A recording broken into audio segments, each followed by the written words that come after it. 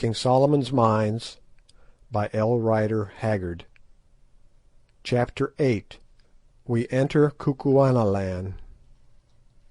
All that afternoon we travelled along the magnificent roadway, which trended steadily in the northwesterly direction. Infadoos and Scragga walked with us, but their followers marched about 100 paces ahead. "Infadoos," I said at length, "who made this road?" "It was made, my lord, of old time, none know how or when, not even the wise woman Gagool, who has lived for generations. We are not old enough to remember its making. None can fashion such roads now, but the king suffers no grass to grow upon it." "And whose are the writings on the wall of the caves through which we have passed on the road?" I asked, referring to the Egyptian-like sculptures that we had seen. "My lord, the hands that made the road wrote the wonderful writings. We know not who wrote them." "When did the Kukuana people come into this country?" "My lord, the race came down here like the breath of a storm 10,000 moons ago, from the great lands which lie there beyond," and he pointed to the north. "They could travel no further because of the high mountains which ring in the land. So say the old voices of our fathers that have descended to us the children, and so says Gagool the wise woman, the smeller out of witches." And again he pointed to the snow-clad peaks. "The country, too, was good, so they settled here, and grew strong and powerful, and now our numbers are like the sea sand, and when Twala the king calls up his regiments, their plumes cover the plain so far as the eye of man can reach." "And if the land is walled in with mountains, who is there for the regiments to fight with?" "Nay, my lord, the country is open there towards the north, and now and again warriors sweep down upon us in clouds from a land we know not, and we slay them. It is the third part of the life of a man since there was a war. Many thousands died in it, but we destroyed those who came to eat us up. So since then there has been no war." "Your warriors must grow weary of resting on their spears, Infadoos." "My lord, there was one war just after we destroyed the people that came down upon us, but it was a civil war, dog ate dog." "How was that?" "My lord the king, my half-brother, had a brother born at the same birth and of the same woman. It is not our custom, my lord, to suffer twins to live, the weaker always must die, but the mother of the king hid away the feeble child, which was born the last, for her heart yearned over it, and that child is Twala the king. I am his younger brother, born of another wife." "Well?" "My lord, Kafa, our father, died when we came to manhood, and my brother Imotu was made king in his place, and for a space reigned and had a son by his favourite wife. When the babe was 3 years old, just after the great war, during which no man could sow or reap, a famine came upon the land, and the people murmured because of the famine, and looked round like a starved lion for something to rend. Then it was that Gagool, the wise and terrible woman who does not die, made a proclamation to the people, saying, 'The King Imotu is no king.' And at the time Imotu was sick with a wound and lay in his kraal not able to move. Then Gagool went into a hut and led out Twala, my half-brother and twin brother to the king, whom she had hidden among the caves and rocks since he was born, and stripping the moocha waistcloth off his loins, showed the people of the Kukuanas the mark of the sacred snake coiled round his middle, wherewith the eldest son of the king is marked at birth, and cried out loud, 'Behold your king whom I have saved for you even to this day.' Now the people, being mad with hunger and altogether bereft of reason and the knowledge of truth, cried out the king, the king!" But I knew that it was not so, for Imotu my brother was the elder of the twins, and our lawful king. Then, just as the tumult was at its height, Imotu the king, though he was very sick, crawled from his hut, holding his wife by the hand, and followed by his little son Ignosi, that is, by interpretation, the lightning. "What is this noise?" he asked. "Why cry ye, 'The king, the king'?" Then Twala, his twin brother, born of the same woman and in the same hour, ran to him, and taking him by the hair stabbed him through the heart with his knife.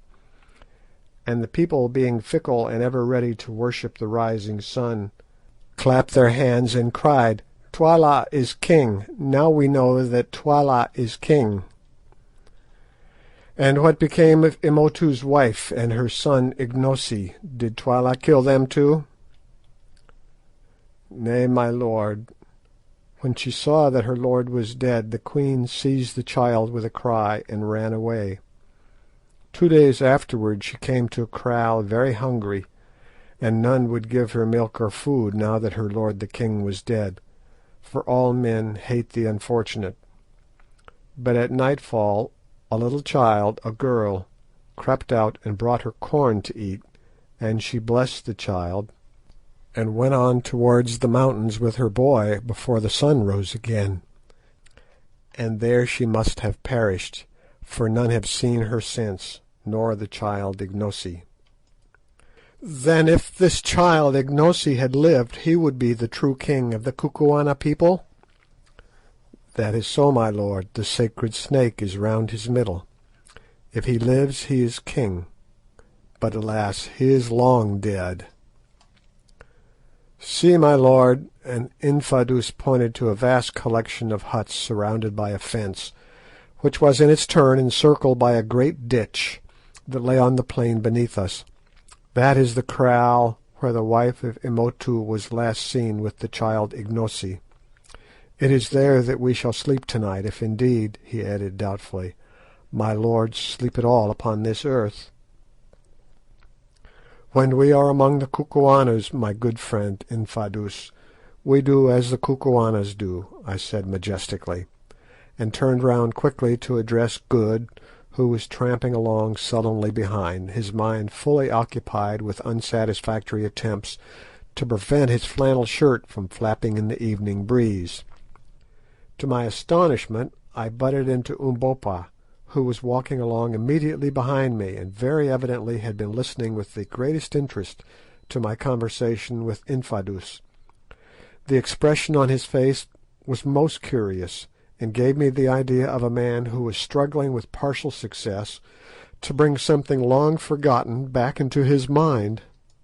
All this while we had been pressing on at a good rate towards the undulating plain beneath us.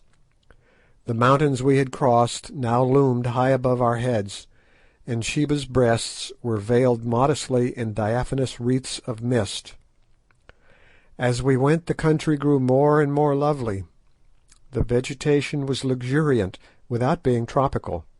The sun was bright and warm, but not burning, and a gracious breeze blew softly along the odorous slopes of the mountain.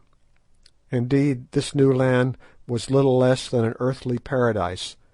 In beauty, in natural wealth, and in climate I have never seen its like.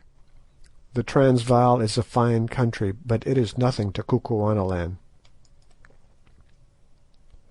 So soon as we started, Infadoos had dispatched a runner to warn the people of the kraal, which, by the way, was in his military command, of our arrival. This man had departed at an extraordinary speed, which Infadoos informed me he would keep up all the way, as running was an exercise much practised among his people. The result of this message now became apparent. When we arrived within 2 miles of the kraal, we could see that company after company of men were issuing from its gates and marching towards us. Sir Henry laid his hand upon my arm, and remarked that it looked as though we were going to meet with a warm reception. Something in his tone attracted Infadoos's attention. "Let not my lords be afraid," he said hastily, "for in my breast there dwells no guile. This regiment is one under my command, and comes out by my orders to greet you." I nodded easily, though I was not quite easy in my mind. About half a mile from the gates of this kraal is a long stretch of rising ground sloping gently upward from the road, and here the companies formed. It was a splendid sight to see them, each company about 300 strong, charging swiftly up the rise, with flashing spears and waving plumes, to take their appointed places. By the time we reached the slope 12 such companies, or in all 3,600 men, had passed out and taken up their positions along the road. Presently we came to the first company, and were able to gaze in astonishment on the most magnificent set of warriors that I have ever seen. They were all men of mature age, mostly veterans of about 40, and not one of them was under 6 feet in height, whilst many stood 6 feet 3 or 4. They wore upon their heads heavy black plumes of sakaboola feathers, like those which adorned our guides. About their waists and beneath the right knees were bound circlets of white ox-tails, while in their left hands they carried round shields measuring about 20 inches across. These shields are very curious. The framework is made of an iron plate beaten out thin, over which is stretched milk-white ox-hide. The weapons that each man bore were simple but most effective, consisting of a short and very heavy 2-edged spear with a wooden shaft, the blade being about 6 inches across at the widest part. These spears are not used for throwing, but, like the Zulu bangwan, or stabbing assegai, are for close quarters only, when the wound inflicted by them is terrible. In addition to his bangwan, every man carried 3 large and heavy knives, each knife weighing about 2 pounds. One knife was fixed in the ox-tail girdle, and the other 2 at the back of the round shield. These knives, which are called tolas by the Kukuanas, take the place of the throwing assegai of the Zulus. The Kukuana warriors can cast them with great accuracy to a distance of 50 yards, and it is their custom on charging to hurl a volley of them at the enemy as they come to close quarters. Each company remained still as a collection of bronze statues till we were opposite to it, when, at a signal given by its commanding officer, who, distinguished by a leopard-skin cloak, stood some paces in front, every spear was raised into the air, and from 300 throats sprang forth with a sudden roar the royal salute of "Koom!"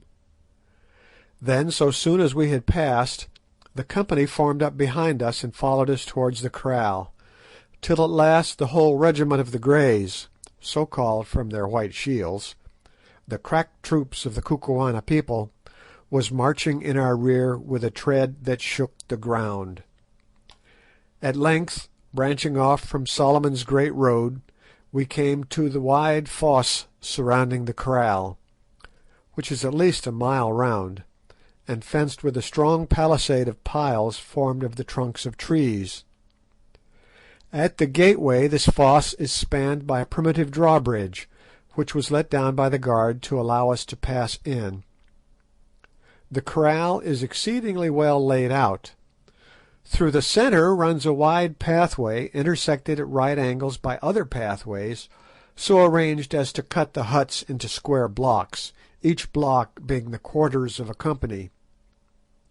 The huts are dome-shaped and built, like those of the Zulus, of a framework of wattle, beautifully thatched with grass, but unlike the Zulu huts, they have doorways through which men could walk. Also they are much larger, and surrounded by a verandah about 6 feet wide, beautifully paved with powdered lime trodden hard. All along each side of this wide pathway that pierces the kraal were ranged hundreds of women, brought out by curiosity to look at us. These women, for a native race, are exceedingly handsome. They are tall and graceful, and their figures are wonderfully fine. The hair, though short, is rather curly than woolly. the features are frequently aquiline, and the lips are not unpleasantly thick, as is the case among most African races. But what struck us most was their exceedingly quiet and dignified air. They were as well bred in their way as the habitués of a fashionable drawing-room, and in this respect they differ from Zulu women and their cousins the Masai, who inhabit the district beyond Zanzibar. Their curiosity had brought them out to see us, but they allowed no rude expressions of astonishment or savage criticism to pass their lips as we trudged wearily in front of them. Not even when old Infadoos, with a surreptitious motion of the hand, pointed out the crowning wonder of poor Good's beautiful white legs, did they suffer the feeling of intense admiration which evidently mastered their minds to find expression. They fixed their dark eyes upon this new and snowy loveliness, for, as I think I have said, Good's skin is exceedingly white, and that was all, but it was quite enough for Good, who is modest by nature. When we reached the centre of the kraal, Infadoos halted at the door of a large hut, which was surrounded at a distance by a circle of smaller ones. "Enter, sons of the stars," he said in a magniloquent voice, "and deign to rest awhile in our humble habitations. A little food shall be brought to you, so that ye may have no need to draw your belts tight from hunger. Some honey and some milk, and an ox or two, and a few sheep. Not much, my lords, but still a little food." "It is good," said I. "Infadoos, we are weary with travelling through realms of air. Now let us rest." Accordingly we entered the hut, which we found amply prepared for our comfort. Couches of tanned skins were spread for us to lie on, and water was placed for us to wash in. Presently we heard a shouting outside, and stepping to the door saw a line of damsels bearing milk and roasted mealies and honey in a pot. Behind these were some youths driving a fat young ox. We received the gifts, and then one of the young men drew the knife from his girdle and dexterously cut the ox's throat. In 10 minutes it was dead, skinned and jointed. The best of the meat was then cut off for us, and the rest, in the name of our party, I presented to the warriors round us, who took it and distributed the white lord's gift. Umbopa set to work, with the assistance of an extremely prepossessing young woman, to boil our portion in a large earthenware pot over a fire which was built outside the hut, and when it was nearly ready we sent a message to Infadoos and asked him and Scragga, the king's son, to join us. Presently they came, and sitting down upon little stools, of which there were several about the hut, for the Kukuanas do not in general squat upon their haunches like the Zulus, they helped us to get through our dinner. The old gentleman was most affable and polite, but it struck me that the young one regarded us with doubt. Together with the rest of the party, he had been overawed by our white appearance and our magic properties, but it seemed to me that, on discovering that we ate, drank, and slept like other mortals, his awe was beginning to wear off, and to be replaced by a sullen suspicion, which made me feel rather uncomfortable. In the course of our meal, Sir Henry suggested to me that it might be well to try to discover if our hosts knew anything of his brother's fate, or if they had ever seen or heard of him. But on the whole I thought it would be wiser to say nothing of the matter at this time. It was difficult to explain a relative lost from the stars. After supper we produced our pipes and lit them, a proceeding which filled Infadoos and Scragga with astonishment. The Kukuanas were evidently unacquainted with the divine delights of tobacco smoke. The herb is grown among them extensively, but, like the Zulus, they use it for snuff only, and quite fail to identify it in its new form. Presently I asked Infadoos when we were to proceed on our journey, and was delighted to learn that preparations had been made for us to leave on the following morning, messengers having already departed to inform Twala the king of our coming. It appeared that Twala was at his principal place, known as Loo, making ready for the great annual feast which was to be held in the first week of June. At this gathering all the regiments, with the exception of certain detachments left behind for garrison purposes, are brought up and paraded before the king, and the great annual witch hunt, of which more by and by, is held. We were to start at dawn, and Infadoos, who was to accompany us, expected that we should reach Loo on the night of the second day, unless we were detained by accident or by swollen rivers. When they had given us this information, our visitors bade us good night, and having arranged to watch turn about, 3 of us flung ourselves down and slept the sweet sleep of the weary, whilst the 4th sat up on the look out for possible treachery. End of chapter 8.